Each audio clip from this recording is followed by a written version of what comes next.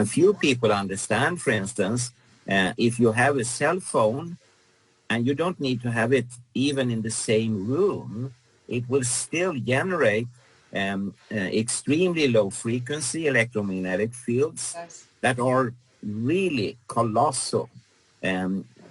If you have one of your cell phones in your hand, that's equal to holding several electric train engines in your hand. So it's an enormous exposure, and people don't think about it. And they are also very difficult to shield off. But if you should do controlled studies, you just have to do it. And you are perfectly right. And there is, for instance, here in Sweden, there was a very famous exposure experiment with electron hypersensitive people. And they were exposed to a computer screen that either was on or off. And it was hidden behind a piece of cloth, black cloth. So they couldn't see if it was on or not. And then it turned out at the end of the study that the electron hypersensitive people, they couldn't tell if it was on or off. They very often said that they were exposed, although it was in a shielded laboratory. But one of the ladies, being super smart, in her handbag, she brought one of these measuring devices that can log during time.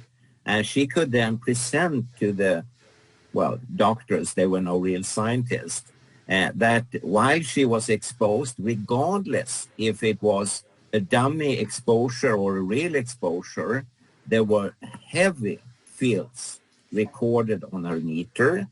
And I mean, wow, are we even talking about falsified experimental setups? Because the reason was that behind this cloth, there were several computer screens that were on all the time.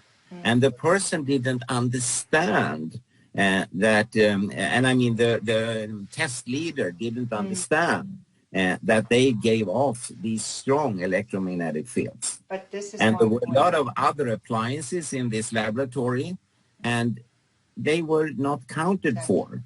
And I just shook my head and say, if this is science, well, then I want to be something else, you know. But you're mentioning the cell phones now.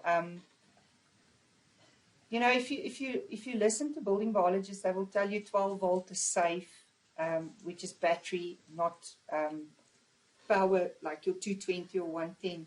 The reality is, as you say, a cell phone still has electric field. I was shocked by that because even if you put the cell phone on flight mode, the electric field is still there. Oh, yeah. And that's why when I started off doing what I'm doing now, I said to people, put it on flight mode, it's okay. Now I'm saying, switch it off. Switch it off. And you know, even if you remove the battery and just use the battery, which we used in the study regarding reactions in ants, they reacted to the battery. And of course, the battery has a so-called leakage current generating electromagnetic fields, both electric and magnetic fields, that are quite high. And that's the reason why a battery loses power over time, because there is a current constantly flowing backwards. And so I would go one step further. No flight mode, don't turn it off, get rid of it. That's what I would say. Just get rid of it, because you will still be exposed and at levels that are enormous, you know, compared to natural background. That's another battle for another day. I personally believe in safe technology. We've got to make it safe. I don't think we're in a place and time where we can get rid of technology. People are just too used to it. But, But then we have to use it safely. Otherwise, we're going to see a huge...